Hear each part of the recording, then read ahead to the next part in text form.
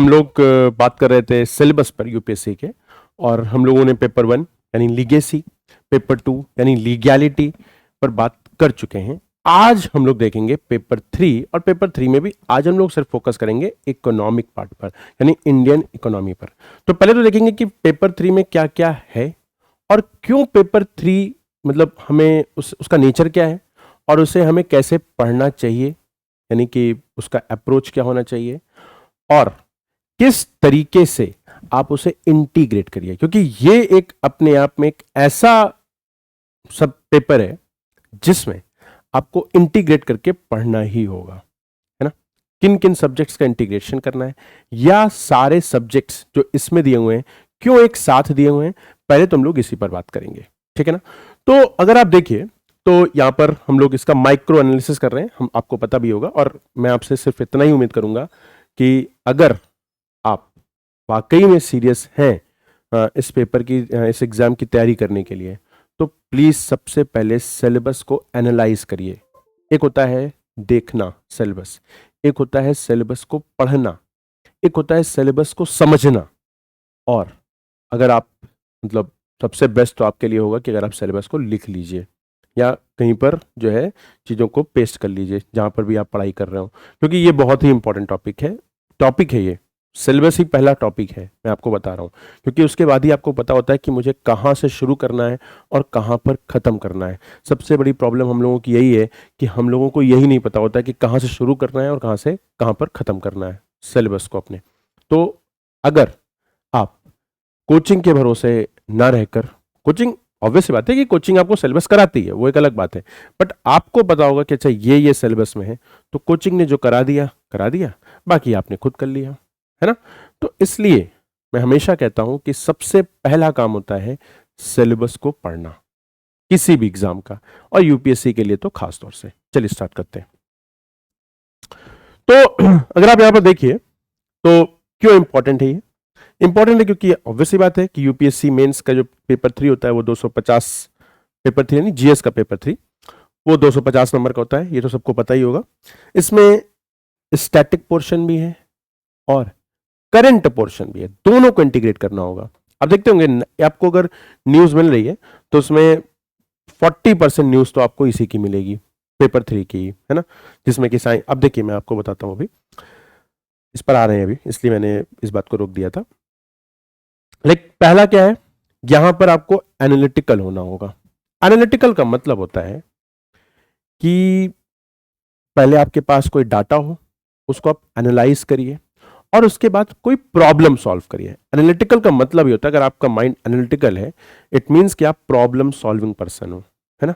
तो यहां पर सिर्फ और सिर्फ आपको प्रॉब्लम सॉल्विंग होना है। जो प्रॉब्लम है उसका सोल्यूशन क्या है, तो प्रॉब्लम है वो आपको डाटा के बेसिस पर पता चलेगा और उसके बाद आपको उसका सोल्यूशन फाइंड आउट करना है। तो ये है आपके इस पेपर का अप्रोच राइटिंग, यानी जब आप राइटिंग स्किल्स आपकी डेवलप करोगे तो आपके अंदर एनालिटिकल राइटिंग स्किल्स होनी चाहिए। फिर है इंटरडिसिप्लिनरी नेचर, यही बात मैं आपको बताने जा रहा था कि इकोनॉमी, एग्रीकल्चर मैंने अलग से लिखा हुआ है, बट है तो वो इकोनॉमी का ही पार्ट, बट मैंने एग्रीकल्चर इसलिए अलग से लिखा क्योंकि बहुत ही इंपॉर्टेंट है, भारत के लिए सबसे इंपॉर्टेंट एग्रीकल्चर ही है।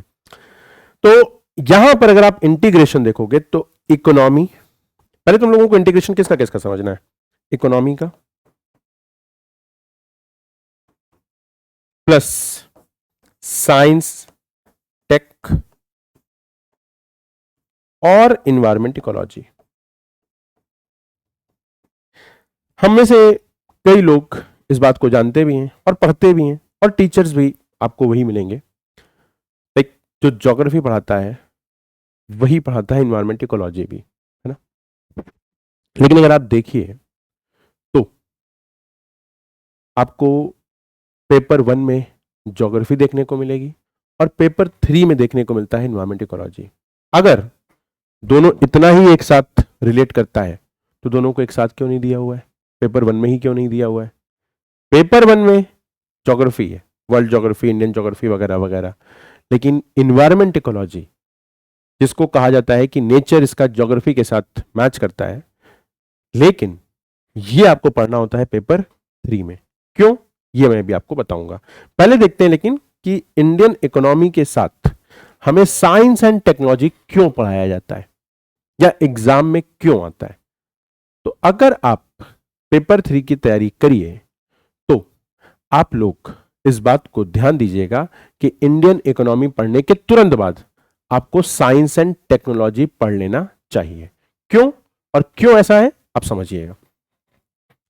तो आपको यह बात पता होगी कि अगर दुनिया में कोई भी देश डेवलप करेगा यानी उसका डेवलपमेंट होगा, या हम लोग डेवलप्ड कंट्रीज की ही बात करते हैं जो विकसित देश हैं आज, लाइक चाइना, लाइक यूएस, आपका जापान, जो भी कंट्रीज हैं जिनके पास भी जो भी समृद्ध देश हैं, आप एक बात कॉमन देखिएगा और वो क्या है, उनके यहां उतनी ही अच्छी टेक्नोलॉजी होगी,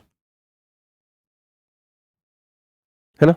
या आप इसका उल्टा कहिए कि जैसे जैसे टेक्नोलॉजी बढ़ती है वैसे वैसे ईज ऑफ लिविंग, है ना, हम लोगों का जीवन आसान होता है और वैसे वैसे इकोनॉमी बढ़ती है।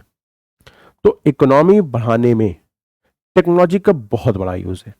इसीलिए हम लोग जब साइंस एंड टेक्नोलॉजी पढ़ते हैं तो हम लोगों को साइंस एंड टेक्नोलॉजी क्यों पढ़ना चाहिए, ये एक बात हमारे देश के प्रधानमंत्री ने भी बोली थी कि साइंस एंड टेक्नोलॉजी का जो मूल उद्देश्य है वो है जीवन में, लोगों के जीवन में सरलता लाना, यानी उनके लाइफ को सिंप्लीफाई करना, है ना।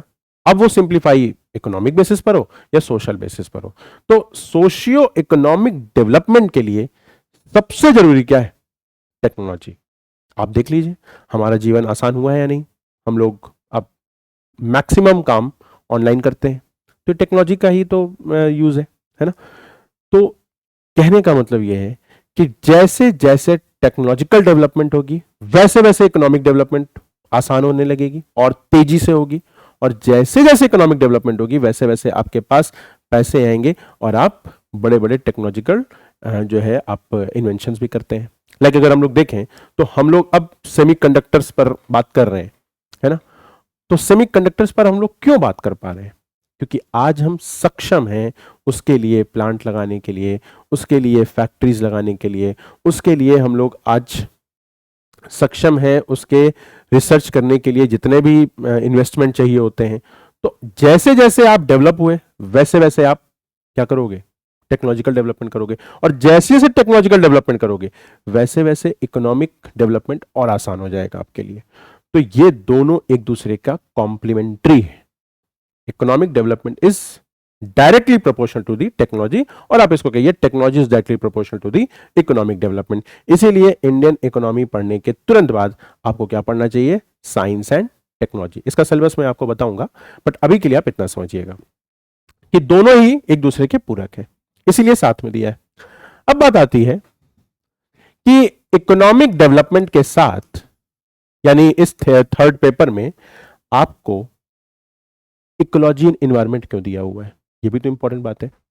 तो इकोनॉमिक डेवलपमेंट के साथ ये ट्रेंड देखा गया पूरे दुनिया में पिछले 100-200 वर्षों में कि जैसे जैसे जो जो देश इकोनॉमिक डेवलपमेंट करते गए वैसे वैसे वो सभी देश इन्वायरमेंट का डिग्रेडेशन भी किए, लाइक पर्यावरण का उन्होंने संरक्षण नहीं किया बल्कि उसका डिग्रेडेशन हुआ, है ना, उसको नुकसान हुआ।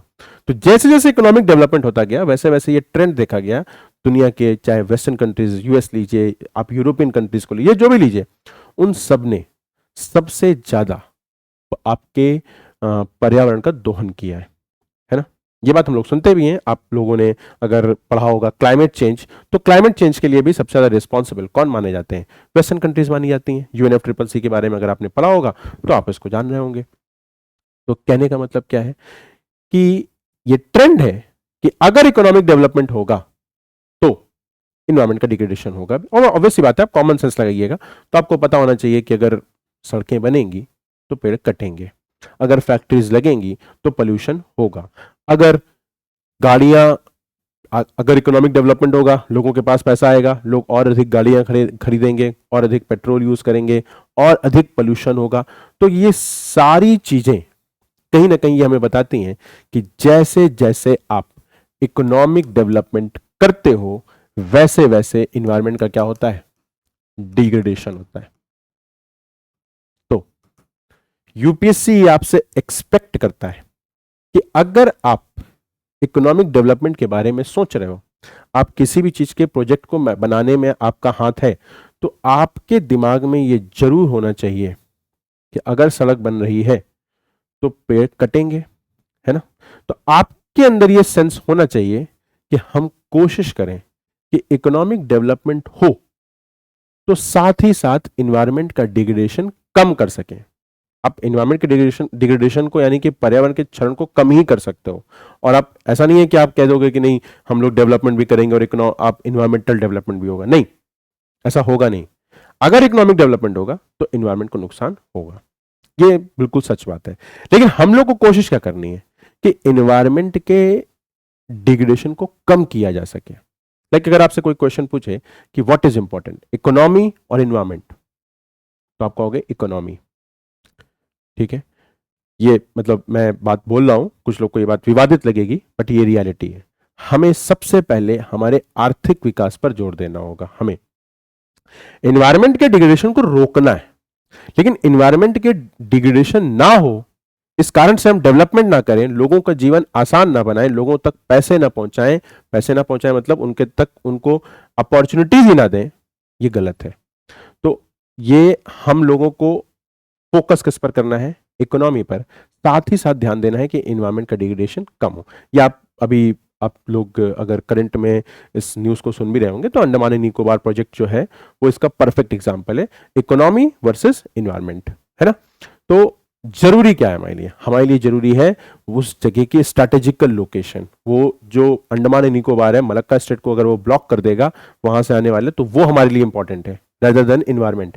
ठीक है, इन्वायरमेंट को बचाने की कोशिश करेंगे, लेकिन इन्वायरमेंट ही रहे खाली और इकोनॉमिक डेवलपमेंट ना हो, हमारे स्ट्रेटेजिकल जो चैलेंजेस हैं वो ना जो है आप उसको फेस कर पाए, तो ये गलत है। तो इसलिए हमें ध्यान देना है इकोनॉमिक डेवलपमेंट पर, हमारे लिए स्ट्रेटेजिकल इंपॉर्टेंस है रणनीतिक रूप से, है ना। लेकिन इन्वायरमेंट को भी ध्यान देना है कि डिग्रेड ना हो, कम से कम डिग्रेड हो, ठीक है ना। इसीलिए आपके अंदर ये सेंस डेवलप करने के लिए यूपीएससी ने इसको साथ में रखा है। तो इंडियन इकोनॉमी पढ़ोगे तो साइंस एंड टेक्नोलॉजी को ध्यान देना चाहिए और साथ ही साथ ध्यान देना चाहिए कि इन्वायरमेंट डिग्रेडेशन ना हो। इसीलिए हम लोग बात करते हैं सस्टेनेबल डेवलपमेंट की। लाइक इकोनॉमिक डेवलपमेंट होने के साथ साथ इन्वायरमेंट पर ध्यान देना इज कॉल्ड सस्टेनेबल डेवलपमेंट, ठीक। तो ये तो नेचर है इस सब्जेक्ट का, जीएस पेपर 3 का। आपको इसको इंटीग्रेट करके पढ़ना ही होगा, ठीक है। इसके बाद आता है इसमें सिक्योरिटी। सिक्योरिटी का मतलब होता है सुरक्षा। सुरक्षा हमें दो तरीके से चाहिए, एक चाहिए एक्सटर्नल सिक्योरिटी और एक चाहिए हमें इंटरनल सिक्योरिटी। एक्सटर्नल सिक्योरिटी के लिए भी एग्जाम यूपीएससी ही लेता है, उसके लिए आपका सीएपीएफ, सीडीएस वगैरह वगैरह जो भी होते हैं एग्जाम, वो एक अलग एग्जाम है।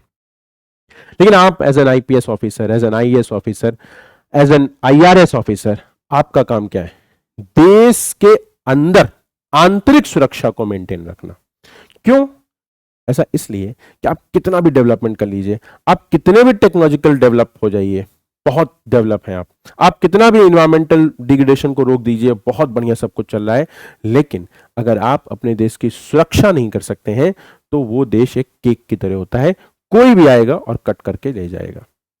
इसलिए हमें अपने आप को सुरक्षित भी रखना होता है, ठीक है ना। तो इंडियन इकोनॉमी, आपका science and technology, environment ecology और सिक्योरिटी। लास्ट में हम लोग इसी में पढ़ते हैं डिजास्टर मैनेजमेंट। यहां पर लिखा नहीं हुआ है बट आप लोग इसको लिख लीजिएगा, डिजास्टर मैनेजमेंट। डिजास्टर मैनेजमेंट का मतलब होता है कि आपदा के आने के बाद का प्रबंधन। अब आपदा आने के बाद प्रबंधन का मतलब क्या हुआ, समझिएगा। अगर कोई चीज होनी ही है यानी वो होगी ही होगी, है ना। कोई भी प्रॉब्लम है आपकी लाइफ में भी, अगर ऐसा हो आपके साथ कि ये प्रॉब्लम तो अब आनी ही आनी है, तो कोशिश करिए कि उस प्रॉब्लम से होने वाली समस्याओं को कम किया जा सके। प्रॉब्लम तो आएगी, उससे प्रॉब्लम्स आएंगी तो जो है उसका आपको इफेक्ट भी देखने को मिलेगा, लेकिन प्रभाव जो हो रहा है, वो जो प्रभाव दे रहा है वो प्रॉब्लम, उसके प्रभाव को कम किया जा सके। लाइक अगर अर्थक्वेक आ रहा है तो अर्थक्वेक आएगा तो लोगों की जान जाएगी, लेकिन आपको कोशिश करनी है कि ठीक है अर्थक्वेक आ रहा है तो वो तो मेरे हाथ में है नहीं, वो तो आएगा, लेकिन उससे होने वाले नुकसान को कम किया जा सके, और यह संभव है अगर मैनेजमेंट किया जा सके। यही अर्थक्वेक जो वेनेजुएला में आया, अगर यही अर्थक्वेक केवल यूएस में आया होता, थोड़ी ही दूर था यूएस, तो कम नुकसान होता, इतने हजार लोग नहीं जान जाती। क्यों? क्योंकि उनके पास मैनेजमेंट सिस्टम है। तो यही बात है कि जितना, अब देखिएगा यूएस में हार्डली, या यूएस छोड़िए, आप भारत और श्रीलंका में देखिए, भारत का डिजास्टर मैनेजमेंट सिस्टम बहुत परफेक्ट है, बहुत ही ज्यादा अच्छा है।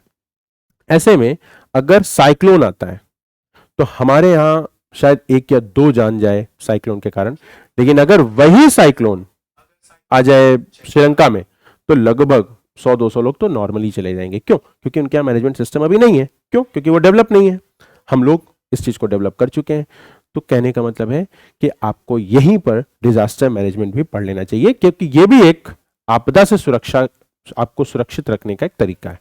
ठीक, तो ये पेपर 3 में ये सारी चीजें हैं। मैंने आपको ये बताने की कोशिश की है कि इसका नेचर कैसा है। अब हम लोग देखिए, मैं आपसे सिर्फ इतना कहूंगा कि सिलेबस को समझ लीजिए, आप खुद भी पढ़ सकते हो, ये रियलिटी है। ठीक है ना?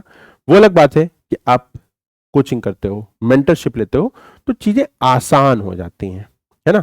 आपको कोई कराता है फिर, तो ये एक आसानी के लिए जरूरी है। लेकिन मैं ये सब क्यों बता रहा हूं? इसलिए बता रहा हूं कि मैं आपको ये बात बता सकूं कि करना खुद है ना? कोचिंग करना है, कोचिंग करने के बाद आपको करना खुद है। कोचिंग आपका एग्जाम नहीं निकलवा सकती है, कोचिंग आपको एग्जाम निकलवाने में मदद कर सकती है, लेकिन ये कोई स्पून फीडिंग नहीं है। ठीक, अपने ऊपर भरोसा रखिए, सिलेबस को समझिए और चीजों को आगे लेकर जाइए। खैर, अब अगर हम लोग आगे देखें तो अब हम लोग को सिर्फ सिलेबस देखना है। ये तो पूरा सिस्टम दिया हुआ है, लाइक जो जीएस मैथ 3 का माइंड मैप आप ऐसे बना सकते हो। फिर इसके बाद हम लोग देखेंगे, तो अब हम लोग देखेंगे सिलेबस को, है ना? आज हम लोग इंडियन इकोनॉमी का ही सिलेबस देखेंगे खाली। कल हम लोग देखेंगे साइंस एंड टेक और इन्वायरमेंट इकोलॉजी का, और जो भी बचा हुआ है। इसमें अगर आप देखेंगे तो economic planning, resource mobilisation. Economic planning का मतलब क्या हुआ, अभी आगे आएंगे भी हम लोग, तो पहले इसको बता देते हैं फिर आगे आते हैं। फिर resource mobilisation, banking and finance, financial markets, government budget और इंफ्रास्ट्रक्चर। ठीक है ना? ये तो एक मोटा मोटी है, लेकिन अगर आप इसमें देखिए तो जो आपको पढ़ना चाहिए वो है, सबसे पहले तो हम लोग को इकोनॉमिक प्लानिंग देखना चाहिए सबसे पहला। आप देखेंगे भी, बुक्स वगैरह में भी देखेंगे तो आपको यही मिलेगा, इकोनॉमिक प्लानिंग। दो मैं आपको बता दूं, मैं इकोनॉमी का टीचर नहीं हूं, मैं आपको ज्योग्राफी पढ़ाता हूं, साइंस एंड टेक्नोलॉजी पढ़ाता हूं, बट ये मेरा टॉपिक है नहीं। बट मैं फिर भी सिलेबस तो है ना बताना ही चाहिए, तो मैं आपको वही बता रहा हूं। इकोनॉमिक प्लानिंग की बात करिए अगर आप, तो सबसे पहले हम लोग स्टार्ट करते हैं प्लानिंग कमीशन से, है ना? हैरोडामर मॉडल, महालनोबिस मॉडल, कई मॉडल्स दिए हुए हैं जो कि स्टार्टिंग में आपको 1950 के आसपास से, जब प्लानिंग कमीशन बना था तब से चले आ रहे हैं। ठीक है ना? तो जितने भी पंचवर्षीय योजनाएं थी उसमें क्या क्या हुआ, एग्रीकल्चर के लिए क्या हुआ, इंडस्ट्रीज के लिए क्या हुआ, सर्विस सेक्टर के लिए क्या हुआ, ये आपके पास एक खाका होना चाहिए। ठीक है?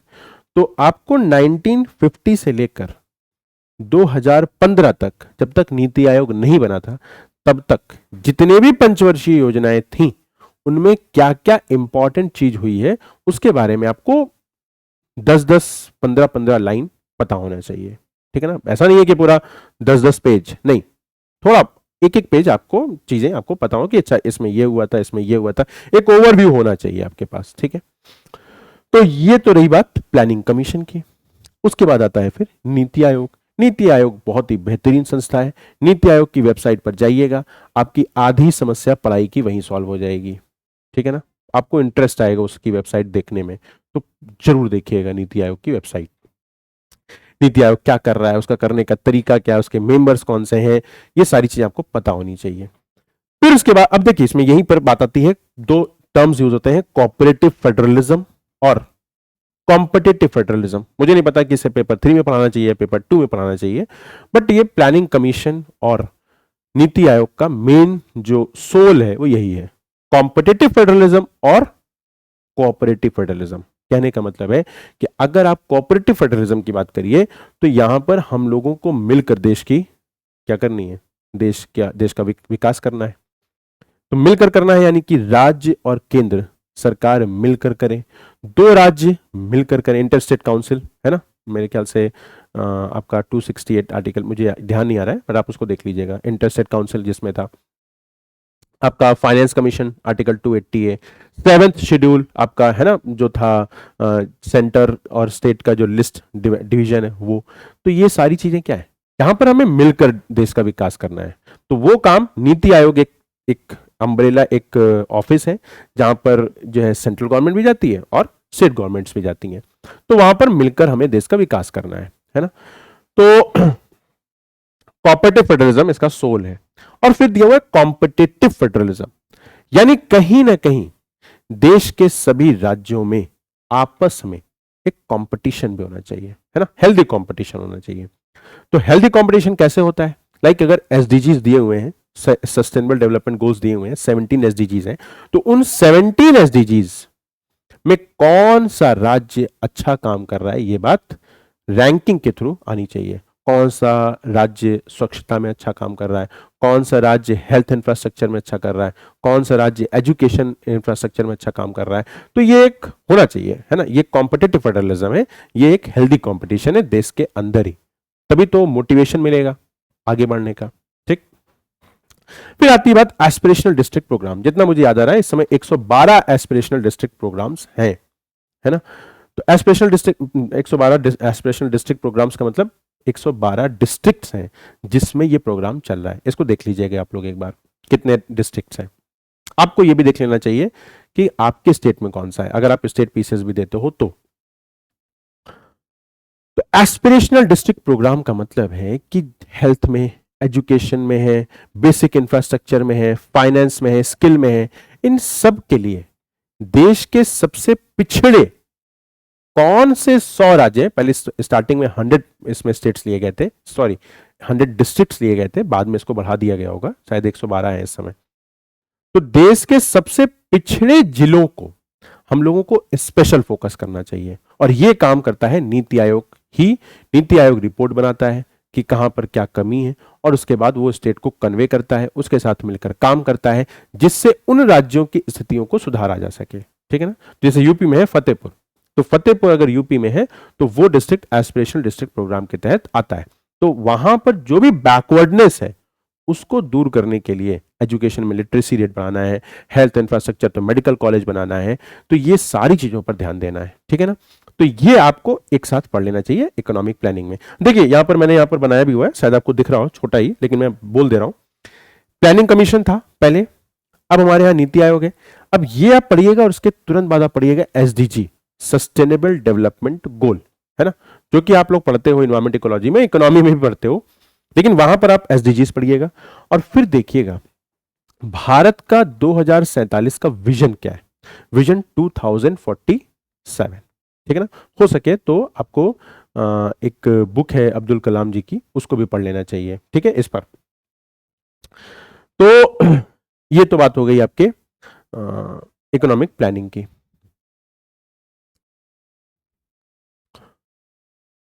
अब बात आएगी banking and financial sector. Banking and financial sector की बात आएगी तो सबसे पहले आएगा आरबीआई। आरबीआई की बात आएगी तो सबसे पहले बात आएगी मॉनेटरी पॉलिसी, जो हर 3 महीने में जो है आरबीआई देता है। तो मॉनेटरी पॉलिसी का फ्रेमवर्क क्या है ये पता होना चाहिए, कौन कौन से मेंबर्स होते हैं, क्या उसका प्रोसेस है वो पता होना चाहिए, इसका काम क्या है वो भी पता होना चाहिए। इसका काम है बेसिकली हमारे देश में इन्फ्लेशन और डेवलपमेंट, इन्फ्लेशन और डेवलपमेंट को बैलेंस रखना। लाइक महंगाई भी नहीं बढ़नी चाहिए और विकास भी होना चाहिए, दोनों चीजें चाहिए। ये मतलब अगर इन्फ्लेशन बढ़ा तो डेवलपमेंट कम होगा, और अगर इन्फ्लेशन घटा तो भी डेवलपमेंट आपका, हाँ, एक वैल्यू चाहिए, मतलब एक जैसे आप कह सकते हैं कि 2 से 4% जीडीपी का चाहिए इन्फ्लेशन, तभी डेवलपमेंट होगा, है ना। अगर बहुत कम भी इन्फ्लेशन हो जाएगा तो भी डेवलपमेंट नहीं होता है, तो वो एक अलग प्रोसेस है, उसको आप इकोनॉमी में पढ़िएगा। बट यहां पर मॉनेटरी पॉलिसी का काम क्या है, इन्फ्लेशन, महंगाई दर और विकास में बैलेंस बनाना। ठीक है ना, और वो बनाता है कैसे, रेपो रेट, है ना, repo rate, reverse repo rate, cash reserve ratio, ये सारा जो आरबीआई के आप वेबसाइट पर जाएंगे तो भी मिल जाएगा, नहीं तो आप अगर कोचिंग में पढ़ते होंगे तो वो तो बताएंगे ही आपको। तो रेपो रेट के बारे में पढ़ लिया। उसके बाद वही बात है, इन्फ्लेशन का कंट्रोल करना। तो देखिए, इन्फ्लेशन कंट्रोल दो तरीके से होता है। एक कंट्रोल होता है आरबीआई करता है, और दूसरा कंट्रोल करता है गवर्नमेंट, है ना। तो गवर्नमेंट और आरबीआई अलग अलग ही चीज समझिएगा, तभी आप समझ पाएंगे। तो आरबीआई कंट्रोल करता है रेपो रेट के माध्यम से, है ना, या रिवर्स रेपो रेट जो भी है उसके माध्यम से करता है, मेनली तो रेपो रेट ही है। भारत सरकार करती है टैक्स के रिफॉर्म के कारण, यानी टैक्स के अकॉर्डिंग वो जो है या और सप्लाई साइड को बढ़ाकर भी महंगाई को कम कर सकती है, या आपके टैक्स के रिडक्शन, लाइक अगर देखिए तो जैसे कि कार में जीएसटी कम कर दिया था लास्ट ईयर, तो बहुत तेजी से कार का जो है कार सेल हुई अगर, तो ऑब्वियस सी बात है कि इंडस्ट्रीज बढ़ेंगी तो सबको फायदा मिलेगा, है ना। तो जीएसटी रेट्स कट कर दिए थे, केवल कार में नहीं कई चीजों में किए थे। तो कहने का मतलब है कि रेट्स कट करके या इनकम टैक्स में कमी किया जाएगा। अगर मेरी सैलरी है और इनकम टैक्स की कमी किया जाएगा तो हमारे पास ज्यादा पैसे होंगे खर्च करने के लिए, हम ज्यादा खर्च करेंगे, हम मार्केट में ज्यादा खर्च करेंगे, तो नो डाउट पैसा मार्केट में है तो इन्फ्लेशन बढ़ने का तो रिस्क है, लेकिन डेवलपमेंट भी होगा, है ना।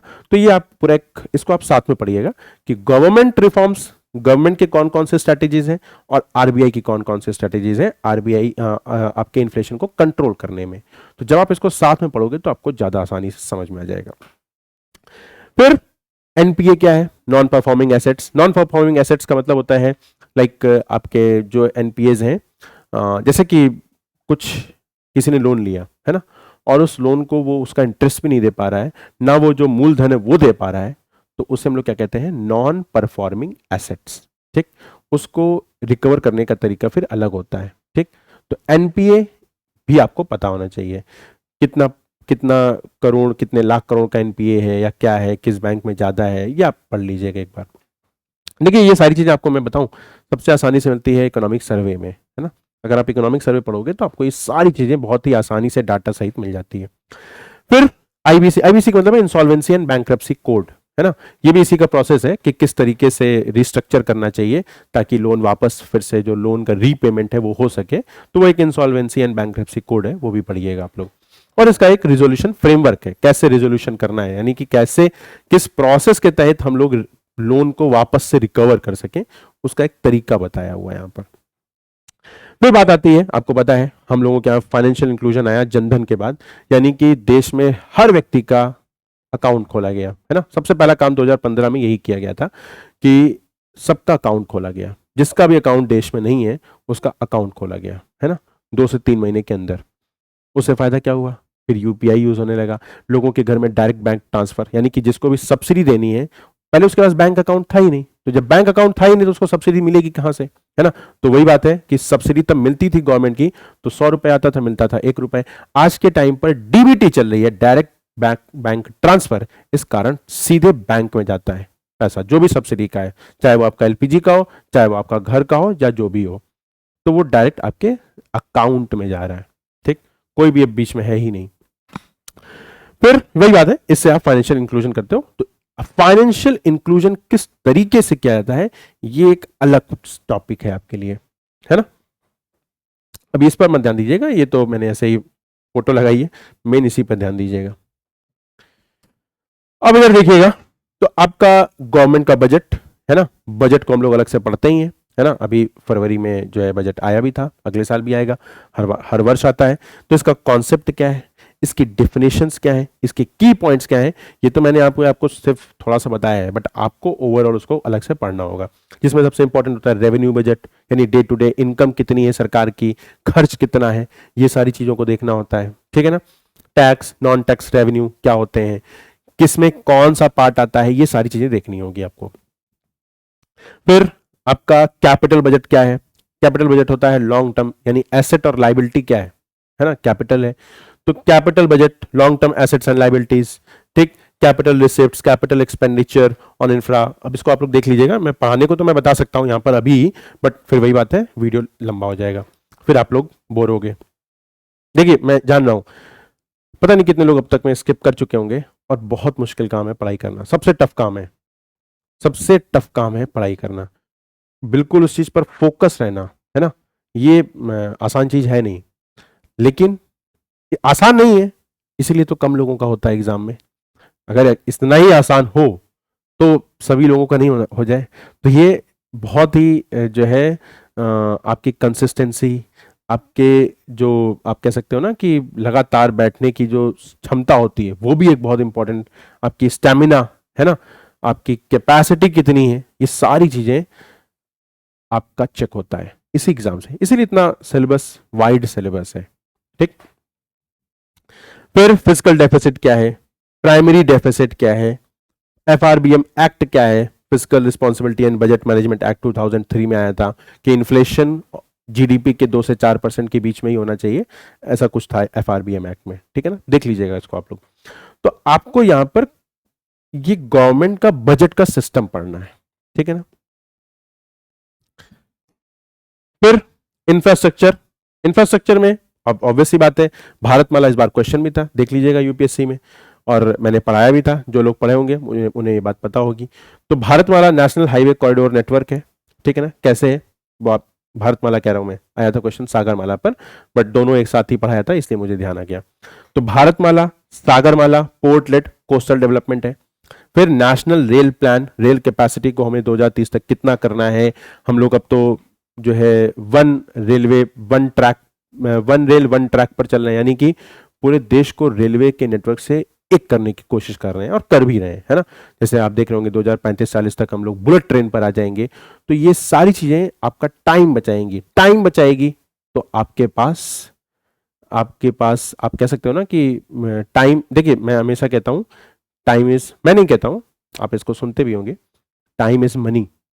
अगर आपका टाइम सेव हो रहा है, मैं आपको मतलब इस बात को लेकर मतलब एक एडवाइस देना चाहूंगा कि अगर एक ट्रेन जा रही हो फास्ट, या जा रही हो फ्लाइट, है ना, और एक ट्रेन है, तो कोशिश करिए कि जल्दी पहुंचने की कोशिश करिए, कम से कम समय सफर में जो है लगाना चाहिए, जर्नी सबसे कम, क्योंकि जर्नी में टाइम जाएगा तो सोचिए ट्रेन से एक एक दिन, 2-2 दिन चला जाता है, और कोई फ्लाइट से 2 घंटे में पहुंच के वो काम करके वापस आ जाएगा, तो वो उसके पास समय बचा कि नहीं।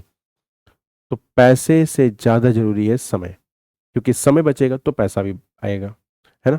तो हम लोगों के यहाँ सबसे बड़ी प्रॉब्लम क्या है, हम लोग सेव करने पर ज्यादा, है ना, हम लोग सेव करने में ज्यादा दिमाग लगाते हैं एज कंपेयर टू अर्निंग। तो इंपॉर्टेंट क्या है, अर्निंग, अर्निंग जरूरी है। तो पैसा थोड़ा बहुत अगर आपका खर्च हो रहा है, तो वो देश के भी काम आ रहा है और आपके भी काम आ रहा है। तो हमेशा जान लीजिए, अर्निंग पर ध्यान लगाइए, सेविंग पर नहीं, ठीक है ना। पैसा तो जाएगा, जैसे भी जाएगा जाएगा, लेकिन अर्निंग नहीं होगी तो दिक्कत होगी, तो आप उसी ट्रैप में फंसते चले जाओगे। तो इंपॉर्टेंट क्या है, अर्निंग। तो नेशनल रेल प्लान, फिर डीएफसी, डेडिकेटेड फ्रेट कॉरिडोर, है ना, हमारे देश में डेडिकेटेड फ्रेट कॉरिडोर यानी गुड्स ट्रेन, जो माल गाड़ियां हैं उसके लिए एक अलग से ट्रैक ही बनाया जा रहा है। फिर ग्रीन हाइड्रोजन मिशन, इस बार इस पर पेपर में क्वेश्चन ही था कि ग्रीन हाइड्रोजन मिशन क्या है, या उससे हम लोग अभी देखिएगा, अभी हम लोगों ने ट्रायल भी शुरू कर दिया है, पैसेंजर ट्रेन को हम लोग हाइड्रोजन से चलाने की बात कर रहे हैं, तो ये भी आप अलग से पढ़िएगा। क्लीन एनर्जी का फ्यूचर क्या है। अब क्लीन एनर्जी में केवल ग्रीन हाइड्रोजन नहीं है, क्लीन एनर्जी में आपको सोलर भी मिलेगा, ये सारी चीजों को आपको एक साथ पढ़ लेना चाहिए। तो सोलर है, बायोफ्यूल है, अब बायोफ्यूल में देख लीजिए समय चल रहा है एथेनॉल पर मैटर, है ना, E20, E85 एथेनॉल बायोफ्यूल है, कैसे बनता है, किस किस चीज से बनता है, मतलब किस किस ग्रेन से, यानी कि गन्ने से बनता है कि जो भी है उसको देखिएगा, तो आपको ये पढ़ लेना चाहिए, है ना। इसके बाद फिर आपका एग्रीकल्चर पर आएंगे फिर, ठीक है ना, इसको अलग से पढ़ना चाहिए। एग्रीकल्चर 2 जगह पढ़ते हैं, एक पढ़ते हैं ज्योग्राफी में कि वो चीज कहां पर है, और दूसरा हम लोग पढ़ते हैं एग्रीकल्चर इकोनॉमी में। इकोनॉमी के पॉइंट ऑफ व्यू से आप देखेंगे तो आपको सबसे पहले समझना होगा कि एग्रीकल्चर फार्म को मार्केट तक कैसे पहुंचाया जाए। तो इसका एक प्रोसेस होगा, लाइक फार्म इनपुट्स में हाई यील्डिंग वैरायटी सीड्स, है ना, इरिगेशन अच्छा होना, ठीक, आपके fertilisers, chemical fertiliser, natural fertiliser जो भी है उसकी व्यवस्था होना, ये सब इनपुट है इसका, ठीक। उसके बाद फिर आप उसका प्रोडक्शन करोगे, यानी कि एग्रीकल्चर, राइस का कल्टीवेशन करोगे, आप वीट का कल्टीवेशन करोगे, जो भी करोगे, फिर उसको हार्वेस्ट करोगे, फिर उसके बाद उसको प्रोसेस करोगे और फिर मार्केट तक पहुंचाओगे और फिर उससे ब्रेड बनेगी। गेहूं है तो लास्ट क्या है, रिटेल तक ब्रेड पहुंचना, ठीक है ना। ब्रेड का मतलब रोटी भी आप उसमें इंक्लूड कर सकते हो। तो फार्म इनपुट से रिटेल, ये एक प्रोसेस है, इसमें कहां कहां पर क्या क्या समस्याएं हैं। सड़क भी तो अच्छी होनी चाहिए, वो भी तो इंपॉर्टेंट है। अगर गांव से शहर तक अगर अच्छी सड़क नहीं होगी तो गांव से सामान आने में अधिक खर्चा होगा, है ना। तो ये भी तो एक इंपॉर्टेंट है। तो आपको पूरा प्रोसेस समझना है कि कहां पर क्या क्या कमियां हैं, कौन कौन सी स्कीम्स हैं इसके लिए भारत सरकार की, उन सबको जब आप देखोगे तब आप एग्रीकल्चर फार्म को मार्केट तक पहुंचा पाओगे, ठीक है ना। क्या प्रोसेस है, कहां पर लूप होल्स हैं, कहां पर लीकेज है, क्या क्या है, वो सब आपको देखना होगा। तो यहां पर हम लोगों को पढ़ना क्या है, एग्रीकल्चर फार्म टू मार्केट। इसके लिए स्कीम्स है लाइक एमएसपी, है ना, आपको पता ही है एमएसपी के बारे में। ई नैम, ठीक, ये मार्केट है। एफपीओ, है ना, ये आपका फार्मर प्रोड्यूस ऑर्गेनाइजेशन है। एफपीओ का क्या काम है। फिर एपीएमसी, एग्रीकल्चर प्रोड्यूस मार्केट, और आपकी ये इस पर देखिएगा कॉर्पोरेशन। फिर पीएम संपदा योजना क्या है। फिर वही बात है, इसमें आपको फोकस क्या करना है, end to end supply chain efficiency को बढ़ाना और फार्मर की इनकम को बढ़ाना, ठीक है ना। तो ये आपको सब्जेक्टिव पॉइंट ऑफ व्यू से और बीच बीच में जो स्कीम्स हो वो भी पढ़ लीजिएगा, तो आपको एक पूरा प्रोसेस समझ में आ जाएगा कि कैसे फार्म टू मार्केट चीजें जाती हैं। इसके बाद अगला है आपका एग्रो क्लाइमेट जोन्स, यानी हमारे यहाँ एग्रीकल्चर एग्रो क्लाइमेटिक जोन देखेंगे तो आपके यहाँ 15 है, टोटल 15 एग्रो क्लाइमेटिक जोन है। हर एग्रो क्लाइमेटिक जोन पर अगर आप फोकस करोगे तो क्लाइमेट के अकॉर्डिंग एग्रीकल्चर का प्रोडक्शन करना। लाइक अगर राजस्थान है तो वहां पर मोटा अनाज होगा, तो वहां पर हम वही जो है उसी का जो है प्रोडक्शन करेंगे, है ना। तो मिलेट्स हुआ, या आपके कुछ जैसे एरिड और सेमी एरिड है तो वहां पर मोटे अनाज होंगे। जैसे कि आपका प्लेन एरिया है, गंगा का फर्टाइल प्लेन है तो वहां पर धान होगी, बारिश अधिक होगी तो वहां पर धान होगा, कहां पर सर्दी होगी तो वहां पर गेहूं अच्छा होगा, लाइक पंजाब। तो इस तरीके से आपको एग्रो क्लाइमेटिक जोन के अकॉर्डिंग कौन कौन सा क्रॉप का हम लोग जो है कल्टीवेशन करते हैं वो बात पता होनी चाहिए। तो ये एक अलग टॉपिक है, इसको अलग से पढ़ लीजिएगा, ठीक है। यूपीपीएसएस वगैरह में तो यही क्वेश्चन आ गया था कि how many agro climatic zones in India और how many agro climatic zones in UP, ऐसे करके क्वेश्चंस भी आते हैं। तो जैसे भारत में, पूरे भारत में देखोगे आप तो 15 है, इसको देख लीजिएगा। फिर हाँ, इरिगेशन कैनाल, है ना, यानी कि नहर, फिर कुएं, टैंक, फिर ड्रिप इरिगेशन, आज के समय में मॉडर्न इरिगेशन है। स्प्रिंकलर क्या है, मतलब माइक्रो इरिगेशन के साथ ये सब सारी चीजें आती हैं। तो आपको ये पूरा एक समझना चाहिए कि कौन कौन से इरिगेशन के टाइप हैं, किसकी क्या इंपॉर्टेंस है, किस तरीके से करना चाहिए, ये बात भी आपको इकोनॉमिक पॉइंट ऑफ व्यू से पढ़ लेना चाहिए, ठीक है ना। तो इरिगेशन, फिर आपका एमएसपी और सब्सिडी बहुत इंपॉर्टेंट है। एमएसपी को अलग से पढ़िएगा, कौन कौन सी कमिटीज बनाई गई, उन कमिटीज ने क्या क्या रिपोर्ट्स दी, लाइक स्वामीनाथन कमेटी वगैरह, तो आप इसको देखोगे। फिर एमएसपी कौन बनाता है, कि धान है तो धान कितने प्रकार का है, धान नॉर्मल धान, सामान्य धान है, सामान्य धान है ना। फिर आपका धान ग्रेड ए होता है। गेहूं के लिए कितने प्रकार के क्रॉप के लिए एमएसपी बनती है, ये भी यूपीएससी क्वेश्चन पूछ चुका है। तो कितने प्रकार के सब्सिडीज हैं, यानी कि कितने प्रकार के एमएसपी दिए हुए हैं कितने प्रकार के क्रॉप के लिए। फिर उसका प्रोसेस क्या है, कौन इसको बनाता है ना, कि इस बार इतना प्रति कुंटल एमएसपी दिया जाएगा। ये सारी चीज का काम होता है सीएसीपी का, ठीक है ना, सीएसीपी। तो ये आपकी एग्रीकल्चर मार्केट के लिए कमेटी बनाई गई है, सीएसीपी ये रिकमेंड करती है। कब बनाई गई थी ये आपको पता होना चाहिए, इसके बारे में पढ़ लीजिएगा। किस कमेटी के जो है इसको रिकमेंडेशन से बनाई गई थी ये भी पढ़ लीजिएगा। फिर इसका कैबिनेट अप्रूवल CCEA करता है, cabinet committee on economic affairs करता है। हालांकि मैंने ये बातें सारी बताई होंगी अगर आप मैंने ज्योग्राफी में आपने मुझसे पढ़ी होगी तो CCEA। फिर फूड सब्सिडी, है ना, खाद्य सुरक्षा। अब खाद्य सुरक्षा में FCI इंपॉर्टेंट रहता है ना, आपका जो फूड कॉर्पोरेशन है। तो FCI का क्या काम है, FCI कब बना, ये गवर्नमेंट की कंपनी है या ये सेमी गवर्नमेंट की है, ये क्या है, ये आपको पता होना चाहिए। फिर PDS system, public distribution scheme क्या है, वो पता होना चाहिए। फिर फर्टिलाइजर सब्सिडी, सीधे डायरेक्ट बैंक ट्रांसफर, लोगों किसान के जो है DBT में बैंक में जाती है। सब्सिडी जो है कितनी दिया जाता है फर्टिलाइजर में, ये सारी चीजें आपको पता होनी चाहिए।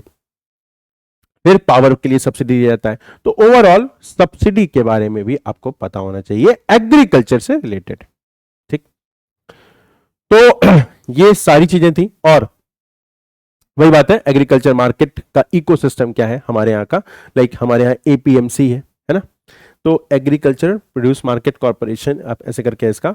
फिर इनाम क्या है, फिर FPO क्या है, फिर कॉन्ट्रैक्ट फार्मिंग क्या है, फिर सप्लाई चेन कैसे सप्लाई चेन में, लाइक अगर कोई चीज ऐसी है जो कोल्ड स्टोरेज में रखने की जरूरत है, जैसे आलू हुआ, ये सब चीजों को हम लोग को कोल्ड स्टोरेज में रखना होता है। कोल्ड स्टोरेज बहुत जरूरी है, हर जिले में जो है एक आपके कुछ अंतराल पर होना चाहिए। फिर logistics, warehousing, last mile delivery, ये सारा सिस्टम आपको समझ में आना चाहिए। तो यहां पर आप इस पर तो मैंने आपको बता दिया, बट आप अगर केवल और केवल ये भी हेडिंग डालोगे ना, कहीं पर नहीं गूगल पर भी डालोगे, तो वो बता देगा कि भारत का एग्रीकल्चर मार्केट इकोसिस्टम कैसा है।